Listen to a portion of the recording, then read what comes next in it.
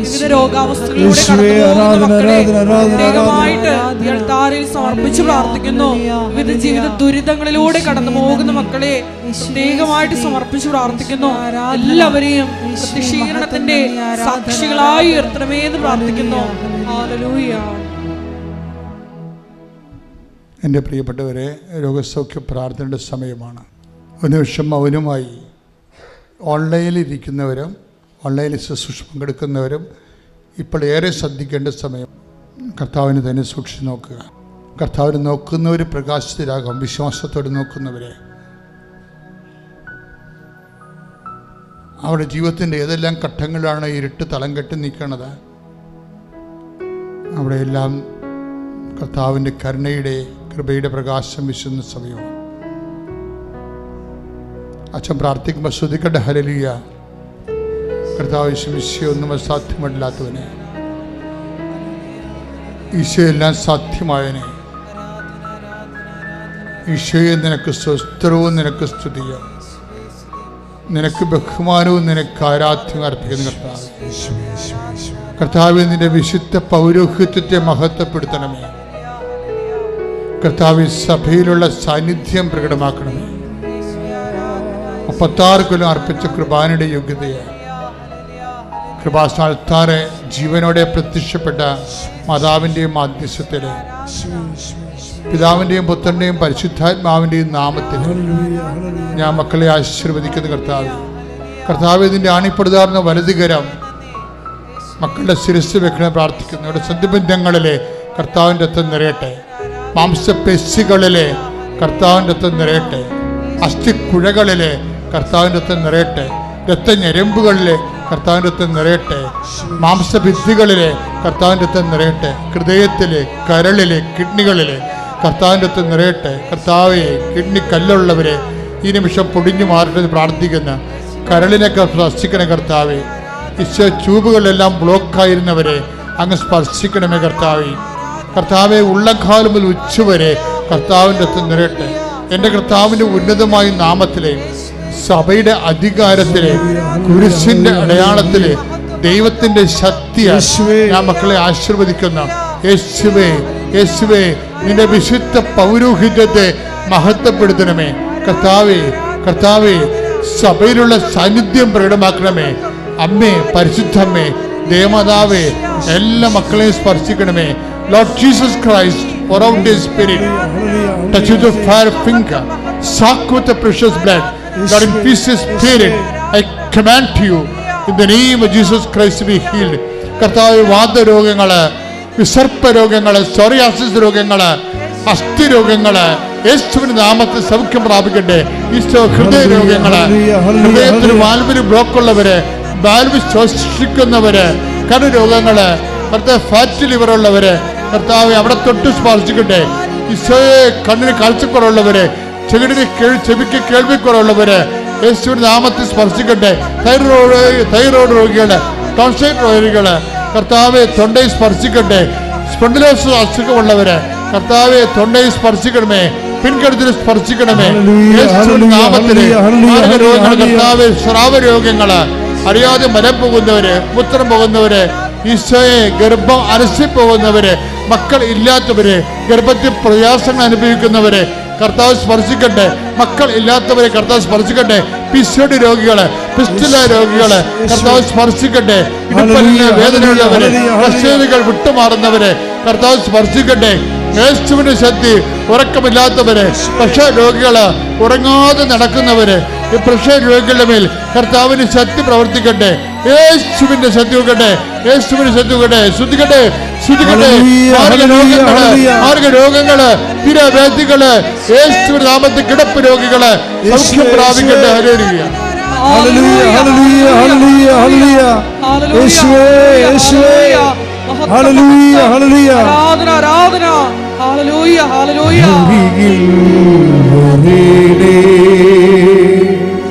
സദയം തുടേണേ സുഖമായിടും എൻ്റെ ഉള്ളം അരികിൽ വരേണേ, സദയം തൊടേണേ, സുഖമായിടും എൻ്റെ ഉള്ളം. 2 കൊരിന്ത്യർ 1:20 ദൈവത്തിന്റെ സകല വാഗ്ദാനങ്ങളും പറഞ്ഞ ദൈവത്തിന്റെ സകല വാഗ്ദാനങ്ങളും ക്രിസ്തുവിൽ അതേ എന്ന് തന്നെ, അതുകൊണ്ട് തന്നെയാണ് ദൈവമഹത്വത്തിന് അവൻ വഴി ഞങ്ങൾ ആമേൻ പറയുന്നത്. അപ്പൊ ഈ 2 വചനങ്ങൾ ഇപ്പൊ ഇതിന് എന്തിനോട് യോജിക്കേണ്ടത്? ഞാൻ അവളെ അനുഗ്രഹിക്കും. അതായത് ജനേസിസ് 17, ഉൽപ്പത്തി 17-16 കൂടെയാണ് 2 കൊരിന്ത്യർ 1:20 ചേർത്ത് വെക്കേണ്ടത്. എന്നാൽ മാത്രമേ വാഗ്ദാനത്തിൻ്റെ അർത്ഥം കൃത്യമായിട്ട് മനസ്സിലാകത്തുള്ളൂ. എന്താ കാര്യം വെച്ച് കഴിഞ്ഞാൽ വാഗ്ദാനപ്രകാരമുള്ള സന്തതികളെ പരിശുദ്ധ അമ്മയിലൂടെയാണ് ലോകത്തിന് വരണത്. ഈശോ ആണ് ആദ്യ സന്തതി, പ്രഥമജാതൻ എന്ന് പറയുന്നത്. ഈശോയാണ് വാഗ്ദാനങ്ങളുടെ സാകല്യം. അതുകൊണ്ട് 2 കൊരിന്ത്യർ 1:20 പറയും. എന്താ പറയണത്? സകല വാഗ്ദാനങ്ങളും പറഞ്ഞേ, സകല വാഗ്ദാനങ്ങളും ക്രിസ്തുവിൽ അതെ എന്ന് തന്നെയാണ്. അപ്പൊ ദൈവത്തിന്റെ മുഴുവൻ വാഗ്ദാനങ്ങൾ നമുക്ക് ലഭിക്കണത് ആരിൽ നിന്നാണ്? അമ്മയിൽ നിന്ന് പിറന്ന ക്രിസ്തുവിലൂടെയാണ്. അതാണ് എൻ്റെ വിഷയം. ഈ അമ്മയ്ക്ക് അനുഗ്രഹം എങ്ങനെ കിട്ടുന്നതാണ്? അത് ജനേസിസിൽ നിന്ന് കിട്ടുന്നതാണ്. ഞാൻ അവളെ അതായത് ഉൽപ്പത്തി 17-16 നിന്ന്, അതായത് ഞാൻ അവളെ അനുഗ്രഹിക്കും പറഞ്ഞ്, ഞാൻ അവളെ അനുഗ്രഹിക്കും, അവളിൽ നിന്ന് ഞാൻ നിനക്ക് ഒരു പുത്രനെ തരും, അവൾ ജനതകളുടെ മാതാവായിരിക്കും. ഇതൊരു പാരലൽ ടെസ്റ്റ് ആണെന്ന് ഞാൻ പറയണത്. കത്തോലിക്ക പ്രബോധനോ അല്ല, പക്ഷേ ഇതൊരു പാരലൽ ടെസ്റ്റാണ്. ബൈബിളിൽ എപ്പോഴും ഉണ്ടാകുന്ന വിഷയം ഷാഡോ വേഴ്സ് ഉണ്ടാവും, പാരലൽ ടെസ്റ്റ് ഉണ്ടാവും. പുതിയ നിയമത്തിലെ അഭിഷേക യാഥാർത്ഥ്യങ്ങളും രക്ഷാകര സംഭവങ്ങൾക്കെല്ലാം പാരലൽസ് ഉണ്ടാവും, സമാന്തര സുവിശേഷങ്ങൾ എന്ന് നമ്മൾ പറയുന്ന പോലെ സമാന്തര വചനങ്ങൾ. മാതാവിൻ്റെ മാതൃത്വത്തെ ലോക ജനതയുടെ പൊതുമാതാവായി പരിശുദ്ധ അമ്മയെ സുവിശേഷം ദൈവവചനം പ്രതിഷ്ഠിക്കുന്നതിൻ്റെ ഒരു സമാന്തര ടെസ്റ്റാണിത്. ആ രീതി വായിക്കുമ്പോഴാണ് ഈ 2 കൊരിന്ത്യർ 1:20 എന്താണ്? സകല വാഗ്ദാനങ്ങളും പറഞ്ഞേ, സകല വാഗ്ദാനങ്ങളും ക്രിസ്തുവിൽ അതേ എന്നാണ്. അപ്പൊ എന്ത് ഉടമ്പടിയിലേക്ക് നമ്മൾ വരുമ്പോൾ നമ്മൾ എന്താ ചെയ്യണത്? വംശമുറക്കുള്ള ഇപ്പൊ 8:9 റോമ 8:9 എന്താ പറയണത്? വംശമുറക്കുള്ള സന്തതി പരമ്പരകളുണ്ടാവും, അതേസമയം തന്നെ വാഗ്ദാനപ്രകാരമുള്ള സന്തതി പരമ്പരകളുണ്ടാവും. സ്വാഭാവികമായിട്ട് മാനുഷികമായി പറഞ്ഞാൽ ബൈ മെറിറ്റ് നമുക്ക് സന്താനം ഉണ്ടാകുന്നത് വംശമുറക്കാണ്. ബൈ ഗ്രേസ് ഉടമ്പടി എന്താ വർക്ക് ചെയ്യണത്? Not by merit but by grace. ഈ നമ്മൾ റോമ 9:8-1 വായിച്ചേ. ശ്രുതികട്ടെ ഹല്ലേലൂയ. വംശമുറയ്ക്കുള്ള മക്കളല്ല, ഒന്ന് പറഞ്ഞേ, വംശമുറക്കുള്ള മക്കളല്ല, ദൈവത്തിന്റെ മക്കൾ. പ്രത്യുത വാഗ്ദാനപ്രകാരം ജനിച്ചവരാണ് യഥാർത്ഥ മക്കളായി കണക്കാക്കപ്പെടുന്നത്. അപ്പൊ വാഗ്ദാനപ്രകാരം ജനിച്ച മക്കളാണ് ആര്? ദൈവത്തിന്റെ മക്കള്. ദൈവത്തിൻ്റെ മക്കളാണ് ദൈവത്തിൻ്റെ അവകാശികൾ. ഈ മക്കളുടെ പ്രഥമ അവകാശം എന്താണ്? ക്രിസ്തുവാണ്. കാര്യം എന്താണ്? സകല വാഗ്ദാനങ്ങളും ക്രിസ്തുവിലാണ് ആമേൻ പറയണത്. ഈ വചനത്തിൻ്റെ ഈ ലിങ്ക് പോകുന്ന പശ്ചാത്തലത്തിലാണ് നമ്മൾ യോഹന്നാൻ 19:27 വായിച്ചാൽ കുറച്ചുകൂടി ഒരു വെളിച്ചം കിട്ടും നമുക്ക്. യോഹന്നാൻ 19:27 യോഹന്നാൻ 19:27. ആ, അനന്തരം അവൻ ആ ശിഷ്യനോട് പറഞ്ഞു. അവൻ അനന്തരം അവൻ ആ ശിഷ്യനോട് പറഞ്ഞു, ഇതാ നിന്റെ അമ്മ. അപ്പോൾ മുതൽ ആ ശിഷ്യൻ അവളെ സ്വന്തം ഭവനത്തിൽ സ്വീകരിച്ചു. Praise the Lord. ഇതാണ് അന്ന് മുതലാണ് പുതിയ ജനത ഉണ്ടാകുന്നത്. ക്രിസ്തുവിൽ വിശ്വസിക്കുന്നവരെല്ലാം ദൈവത്തിൻ്റെ എല്ലാ വാഗ്ദാനങ്ങൾക്കും അവകാശികളായി മാറുന്നു. ഞാൻ അവളെ അനുഗ്രഹിക്കും, അവളിൽ നിന്ന് ഞാൻ നിനക്ക് ഒരു പുത്രനെ തരും. അവളെ ഞാൻ അനുഗ്രഹിക്കും, അവൾ ജനതകളുടെ മാതാവാകും. Praise the Lord. അവളിൽ നിന്ന് ജനതകളുടെ രാജാക്കം ഉത്ഭവിക്കും. Praise the Lord. Hallelujah. ഇതെല്ലാം എബ്രാഹത്തിന് കൊടുക്കുന്ന വാഗ്ദാനങ്ങളാണ്. പക്ഷേ ഇസ്ഹാക്കിലൂടെ അത് നിറവേറണില്ല എന്നുള്ള സത്യമായ കാര്യമാണ്. അതുകൊണ്ടാണ് 2 Corinthians 1:20 പറയണത് സകല വാഗ്ദാനങ്ങളും നിറവേറണത് ക്രിസ്തുവിലൂടെയാണ്. അതുകൊണ്ടാണ് ക്രിസ്തുവിൻ്റെ അമ്മയാണ് ഇവിടെ അവളെന്ന് പറയുന്നതെന്ന് പാരലൽ ടെസ്റ്റായിട്ട് ഞാൻ പറയാൻ കാരണം. ശ്രുതികട്ടെ. ഹല്ലേലൂയ.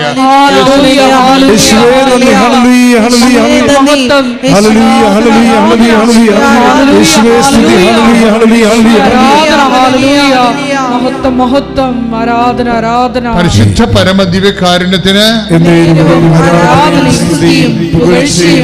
പരിശുദ്ധ പരമദിവ്യകാരുണ്യത്തിന്,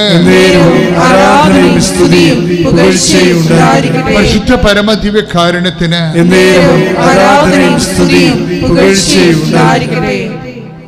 അതായത് എബ്രാഹത്തിന് കൊടുക്കുന്ന വാഗ്ദാനങ്ങൾക്ക്, അതായത് എന്താ പ്രശ്നം വെച്ച് കഴിഞ്ഞാൽ, നമ്മൾ വാഗ്ദാനം കൊടുക്കുമ്പോൾ തന്നെ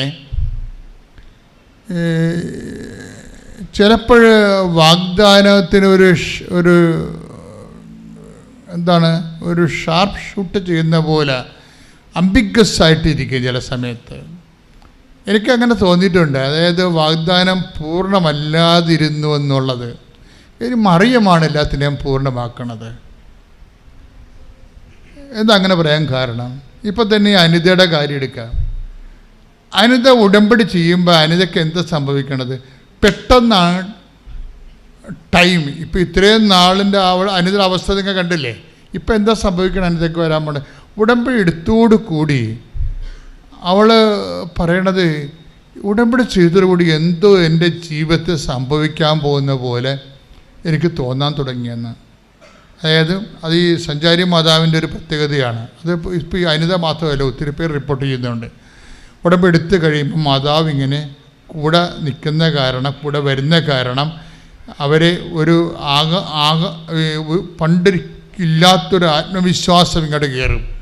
ആത്മധൈര്യം വരുമ്പോൾ എപ്പോഴും നിങ്ങൾ ഓർക്കണം, നിങ്ങൾക്കൊരു ആത്മധൈര്യം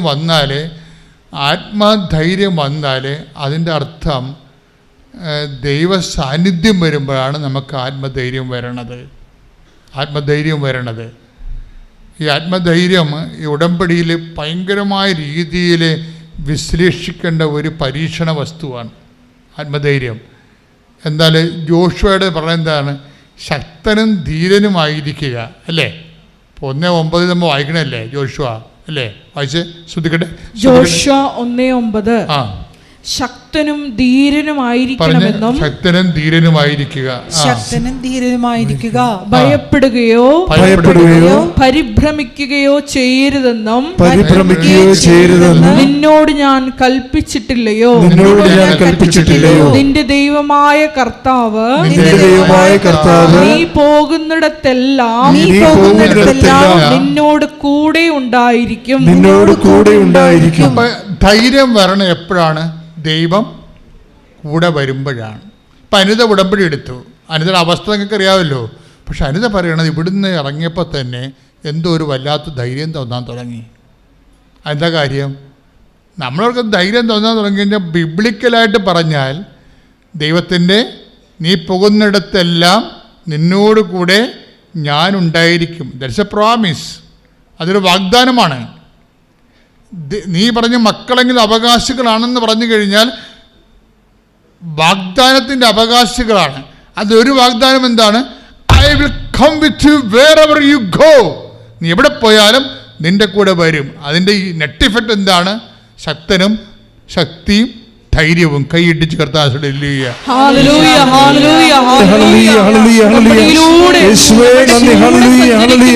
അവിടുത്തെ സാന്നിധ്യത്തിന് ഞങ്ങൾ നന്ദി പറയുന്നു.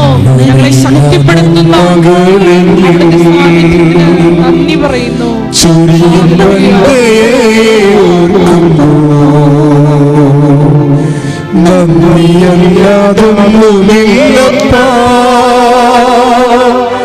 എന്റെ നാവാൽ ചൊല്ലിടുവാനാ സ്തോത്രമല്ലാതൊന്നുമില്ലപ്പാ. എന്റെ നാവാൽ ചൊല്ലിടുവാനാ നിത്യസ്നേഹമോർക്കുമ്പോ വൻ കൃപകളോർക്കുമ്പോ എങ്ങനെ സ്തുതിക്കാതിരുന്നിടും. ആ കരുതലോർക്കുമ്പോ വൻ ത്യാഗമോർക്കുമ്പോ എങ്ങനെ വാഴ്ത്താതിരുന്നിടും. യേശുവേ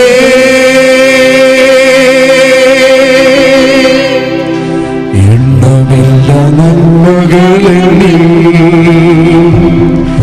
ചൊരിയും നന്മയെ ഓർക്കുമ്പോ നന്ദിയല്ലാതൊന്നുമില്ലപ്പാ.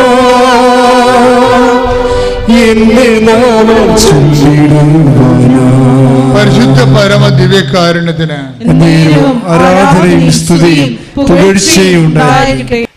ഞാൻ അവിടുന്ന് ഓടി, ഡൈനിങ് റൂമിൽ നിന്ന് ഓടി ഞാൻ അടുക്കള ഭാഗത്തേക്ക് പോയി. എനിക്ക് മനസ്സിലായി ഞാൻ മരിച്ചു പോകുമെന്ന്. എനിക്ക് ശ്വാസം പോലും എടുക്കാൻ പറ്റത്തില്ലായിരുന്നു. അപ്പോൾ എൻ്റെ ഭർത്താവും മക്കളും ബാധിക്കലിരുന്ന് തമാശയൊക്കെ പറഞ്ഞിരിക്കുമായിരുന്നു. അവരാരും ഈ സംഭവമൊന്നും അറിയുന്നില്ല. അപ്പോൾ ചേച്ചിമാരെല്ലാം ആകെ പേടിച്ചു പോയി.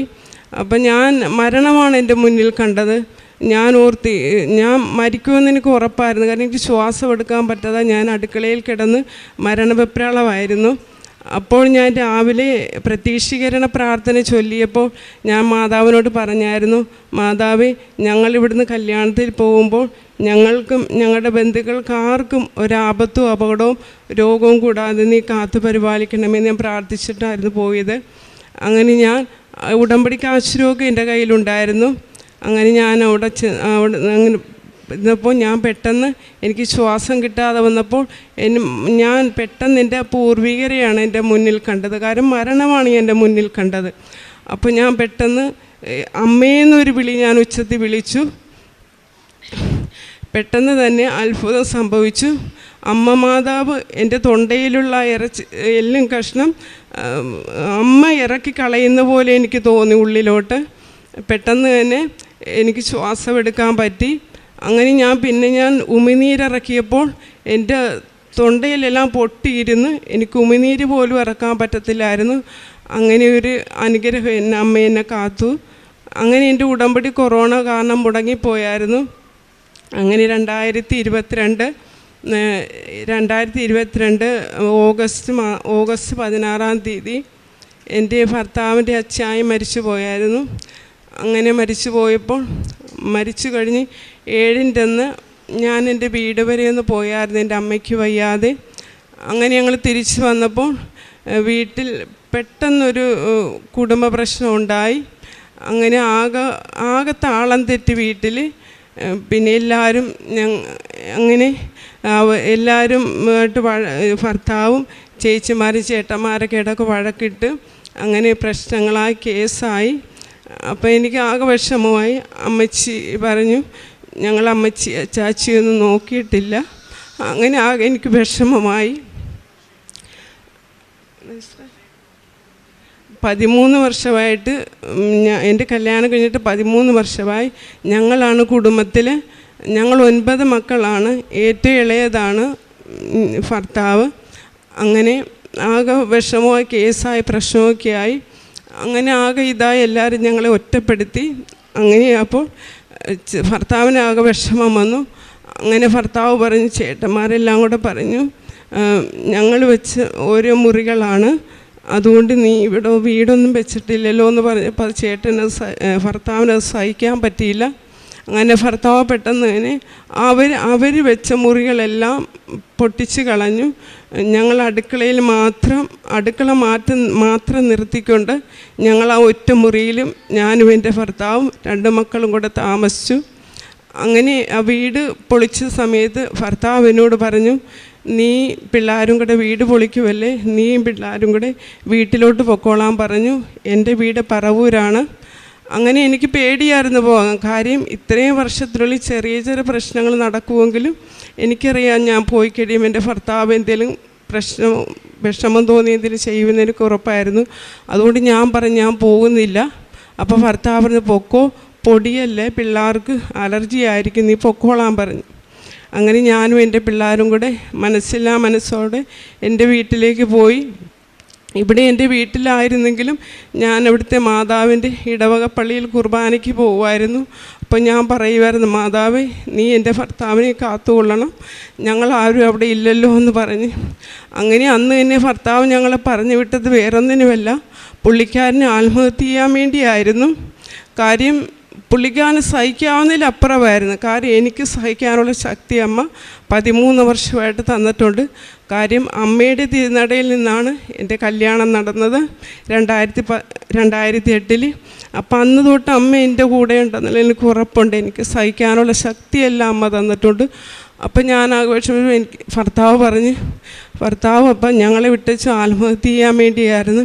പക്ഷെ എൻ്റെ പ്രാർത്ഥനയുടെ ഫലമായിട്ട് ഭർത്താവ് അതൊന്നും ചെയ്തില്ല. പെട്ടെന്ന് കെട്ടിത്തൂങ്ങാൻ വേണ്ടിയൊക്കെ ഒരുങ്ങിയായിരുന്നു. എൻ്റെ അടുത്ത് തിരിച്ച് വന്നപ്പോഴാണ് എന്നോട് പറഞ്ഞത്, ഞാൻ നിങ്ങളെ പറഞ്ഞു വിട്ടത് എനിക്ക് സഹിക്കാവുന്നതിൽ അപ്പുറമായിരുന്നു. ഇവരെല്ലാവരും കൂടി ഒറ്റപ്പെടുത്തിയപ്പോൾ ഞാൻ ആത്മഹത്യ ചെയ്യാൻ വേണ്ടി ഒരുങ്ങി. പക്ഷേ എന്നെ ആരോ പിടിച്ച് മാറ്റുന്നത് പോലെ തോന്നിയെന്ന് പറഞ്ഞു. അപ്പം ഞാൻ പറഞ്ഞു, ഞാനവിടെ കുർബാനയ്ക്ക് പോയി പ്രാർത്ഥിച്ചായിരുന്നു ജോബിക്ക് വേണ്ടി, അതുകൊണ്ട് മാതാവ് കാത്തു പരിപാലിച്ചതാണെന്ന് ഞാൻ പറഞ്ഞു. അങ്ങനെ പുള്ളിക്കാരനാകെ വിഷമമായി. അങ്ങനെ ഞങ്ങൾ വീട് ഒറ്റ മുറിയിൽ ഞാനും എൻ്റെ ഭർത്താവും മക്കളും കൂടെ താമസിച്ചു. കുടുംബ പ്രാർത്ഥന ഞാൻ പറഞ്ഞ് എല്ലാം മാറും, എല്ലാം ദൈവം മാറ്റിത്തരുമെന്നും പറഞ്ഞ് അങ്ങനെ ഇരുന്നപ്പോഴാണ് എൻ്റെ കൂട്ടുകാരിയാണ് പറഞ്ഞത്, ലേഖ, നിനക്ക് വീടില്ലാത്തതല്ലേ, നീ കൃപാസനത്തിൽ പോയി ഉടമ്പടി എടുക്കടി, മാതാവ് നിന്നെ കൈവിടത്തില്ലെന്ന് പറഞ്ഞു. അങ്ങനെ ഞാൻ ഇവിടെ വന്ന് ആ കൂട്ടുകാരിയോട് പറഞ്ഞു, ഞാൻ ഓർത്ത് ശരിയാണ്, ഞാൻ ഇന്നാൾ ഉടമ്പടി എടുത്ത് മുടങ്ങിപ്പോയതല്ലേ, മാതാവ് എന്നെ കൈവിടത്തില്ലെന്ന് പറഞ്ഞ് ഞാനങ്ങനെ 2022 ഡിസംബർ മാസം ഇവിടെ വന്ന് ഉടമ്പടി എടുത്ത്. അങ്ങനെ എൻ്റെ ചേച്ചിമാരും ആരും ഞങ്ങളോട് മിണ്ടത്തില്ലായിരുന്നു. അപ്പോൾ അമ്മച്ചി ഞങ്ങളുടെ തൊട്ട് വാതിക്കൽ തന്നെയാണ് ചേട്ടൻ താമസിക്കുന്നത്. അങ്ങനെ അമ്മച്ചി അവിടെയായിരുന്നു താമസിച്ചിരുന്നത്. അപ്പോൾ ചേച്ചിമാരും എല്ലാവരോടും ഒന്നിച്ച് കൂടുമ്പോൾ എനിക്ക് കുഴപ്പമില്ലായിരുന്നു, അവർ എന്നോട് മിണ്ടിയില്ലെങ്കിലും. പക്ഷേ എൻ്റെ മക്കൾക്ക് അത് സഹിക്കാൻ പറ്റത്തില്ലായിരുന്നു. അപ്പം ഞാൻ മക്കളോട് പറയും, സാരമില്ല മക്കളെ, മാതാവ് ഇതെല്ലാം മാറ്റിത്തരും, അമ്മ മാതാവ് ഉടമ്പടി എടുത്തിട്ടുണ്ട്, നമ്മുടെ പ്രശ്നങ്ങളെല്ലാം മാറി നമ്മളൊന്നിച്ച് സന്തോഷത്തോടെ ജീവിക്കുമെന്ന് പറഞ്ഞ് അങ്ങനെ ഞങ്ങളങ്ങനെ ഇരുന്നപ്പോഴായിരുന്നു ഞാൻ ഉടമ്പടിയിൽ അവിടെ തന്നെ ഒരു വീട് വെക്കാൻ വേണ്ടിയായിരുന്നു ഞാൻ മാതാവിനോട് പ്രാർത്ഥിച്ചത്. പക്ഷേ 3 മാസം കഴിഞ്ഞപ്പോഴും എനിക്കൊന്നും വീടിന് വേണ്ടി ഒന്നും തീരുമാനമായില്ല. അപ്പോൾ ഞാൻ ഓർത്ത് ഉടമ്പടിയിൽ ഞാൻ പുതുക്കാമെന്നപ്പോൾ നിയോഗം ഞാൻ മാറ്റി എഴുതി, മാതാവേ, എനിക്കെൻ്റെ സഹോദരങ്ങളുമായിട്ട് സന്തോഷത്തോടെ സമാധാനത്തോടെ ജീവിക്കണം, അതുകൊണ്ടമ്മ ഇവിടുന്ന് ഒരു 2 വീടകലമായാലും കുഴപ്പമില്ല, എനിക്ക് ഇവിടെ തന്നെ മാറി ഒന്ന് താമസിക്കാൻ അമ്മ അനുഗ്രഹിക്കണമെന്ന് ഞാൻ പ്രാർത്ഥിച്ചു. അതെൻ്റെ സുഖത്തിനും സന്തോഷത്തിനും വേണ്ടിയല്ല, എനിക്കെൻ്റെ സഹോദരങ്ങളുമായിട്ട് മരണം വരെ സന്തോഷത്തോടെ ജീവിക്കണമെന്ന് ഞാൻ പറഞ്ഞ്. അതുപോലെ തന്നെ അത്ഭുതം മാതാവ് പ്രവർത്തിച്ചു. എൻ്റെ ഭർത്താവിൻ്റെ മൂത്ത ചേട്ടൻ അവർ കറുകച്ചാലിൽ വീട് സ്ഥലവും സ്വന്തമായിട്ട് അവരുടെ അടുത്ത് ഇവിടുന്ന് മാറി താമസിക്കാൻ വേണ്ടി ഒരുങ്ങി. അപ്പോൾ ഒത്തിരി ആൾക്കാരോട് ആ വീട് സ്ഥലം എടുക്കാൻ വേണ്ടി ആവശ്യപ്പെട്ട്. അപ്പോൾ ഒത്തിരി പേര് അവിടെ വന്ന് ആ വീട് സ്ഥലവും വേണ്ടി ചോദിച്ചു. അപ്പോൾ എൻ്റെ ഭർത്താവിൻ്റെ കൂട്ടുകാരൻ പറഞ്ഞ്, ജോബി നീ ഒന്ന് ചോദിക്കട, എന്തായാലും അവർ വിൽക്കുമല്ലേ, നിനക്ക് ചിലപ്പോൾ തന്നേക്കുമോ പറഞ്ഞ്. അപ്പോൾ ഭർത്താവ് പറഞ്ഞില്ല, എനിക്ക് തരത്തില്ല, പിണങ്ങിയിരിക്കുമല്ലേ എന്ന് പറഞ്ഞ്. അപ്പം ഞാൻ പറഞ്ഞു, ജോബി ചോദിക്ക്, നമ്മൾക്ക് മാതാവ് തരുമെന്ന് പറഞ്ഞ്. അങ്ങനെ ഭർത്താവ് ചേട്ടൻ്റെ മോനോട് ചോദിച്ചു, അവൻ ഒമാനിലാണ് ജോലി ചെയ്യുന്നത്. അങ്ങനെ അവൻ നാട്ടിൽ വന്നപ്പോൾ അവനോടിത് പറഞ്ഞു. ആദ്യം മടിയായിരുന്നു അവർക്കെല്ലാം. എന്നാലും മാതാവ് അത്ഭുതം പ്രവർത്തിച്ചു. അവൻ പറഞ്ഞു, ഞാൻ അപ്പാപ്പിക്ക് ആ വീട് സ്ഥലവും തന്നുകൊള്ളാമെന്ന് പറഞ്ഞു. അങ്ങനെ ഞങ്ങൾക്ക് മാതാവ് അപ്പം അങ്ങനെ ഇരിക്കെ ഭർത്താവ് വീട് സ്ഥലവും ഇത് വിറ്റിട്ട് വേറെ സ്ഥലത്ത് പോകാൻ വേണ്ടി ഒത്തിരി പാട്ടി വീട് സ്ഥലമൊക്കെ തിരക്കി. അപ്പോഴും ഞാൻ വിശ്വാസത്തോടെ പ്രാർത്ഥിച്ചു, മാതാവേ നീ എന്നെ ഈ ഇടവകയിൽ നിന്ന് മാറ്റരുത്. കാര്യം എനിക്ക് ഈ ഇടവകയിൽ തന്നെ താമസിക്കണം. അവിടെ പള്ളിയിൽ മാതാവിൻ്റെ കുരോട്ടം ഞാൻ വൃത്തിയാക്കുന്നത് എല്ലാ ആഴ്ചയിലും. ഞാൻ അമ്മേ എന്നെ ഇവിടുന്ന് നീ മാറ്റരുത്, ഈ ഇടവകയിൽ തന്നെ എവിടെയെങ്കിലും നീ എനിക്ക് 2 സെൻറ്റ് സ്ഥലം തരണമെന്ന് ഞാൻ പ്രാർത്ഥിച്ചു. അതുപോലെ തന്നെ ചേട്ടൻ്റെ മോൻ നിർദ്ദേശിച്ച പ്രകാരം അവരുടെ വീട് സ്ഥലവും ഞങ്ങൾക്ക് തന്നു. അങ്ങനെ 1 വർഷത്തെ എഗ്രിമെൻറ്റിൽ ഞങ്ങൾക്ക് ആ വീട് സ്ഥലവും തന്ന് മാതാവ് ഞങ്ങളെ അനുഗ്രഹിച്ചു. അതുപോലെ തന്നെ അന്ന് തന്നെ കഴിഞ്ഞ മാസം ഈ പിണക്കത്തിലിരുന്നപ്പോൾ എൻ്റെ മക്കളിൽ 2 പേരും 5ലും 4ലും പഠിക്കുന്നു. അവർ ഈശോയെ സ്വീകരിക്കാൻ ആദ്യ കുർബാന സ്വീകരണമായിരുന്നു അവരുടെ മെയ് മാസം 30-ാം തീയതി. അങ്ങനെ ഇവരെല്ലാം അവരെല്ലാം പിണക്കമായത് കാരണം എനിക്ക് വിഷമമായിരുന്നു. ഞാൻ മാതാവിനോട് പ്രാർത്ഥിച്ച്, മാതാവേ എല്ലാവരുടെയും അനുഗ്രഹത്തോടു കൂടി എൻ്റെ മക്കൾ ഈശോയെ സ്വീകരിക്കാൻ നീ അനുഗ്രഹിക്കണമെന്ന് പറഞ്ഞ് അങ്ങനെ അമ്മച്ചിയെ ഞങ്ങൾ ഒന്നിച്ച് കുടുംബസഹിതം പോയി. അമ്മച്ചിയെ ചേട്ടന്മാരെയൊക്കെ വിളിച്ചു.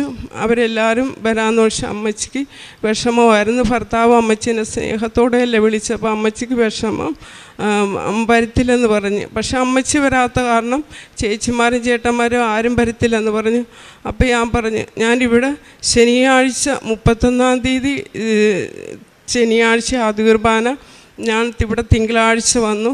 മാതാവിൻ്റെ ഈ ദേവാലയത്തിലിരുന്ന് മുട്ടയിൽ നിന്ന് ഞാൻ കരഞ്ഞ് പ്രാർത്ഥിച്ചു, മാതാവേ നീ അമ്മച്ചിയും ചേച്ചിമാരും എല്ലാവരുടെയും അനുഗ്രഹത്തോടുകൂടി നീ എൻ്റെ മക്കളെ ആദ്യ കുർബാന സ്നേഹിച്ച് അവരെല്ലാം ഭരണം സഹകരിക്കണമെന്ന് ഞാൻ പ്രാർത്ഥിച്ചു. ഞാൻ ഇവിടെ മുട്ടയിൽ നിന്ന് കരഞ്ഞ് കൈകൂപ്പി നിന്ന് പ്രാർത്ഥിച്ചപ്പോൾ ഞാൻ കാണുന്നത് ഞങ്ങളുടെ ഭവനത്തിൻ്റെ മുകളിൽ കൃപാസന മാതാവ്.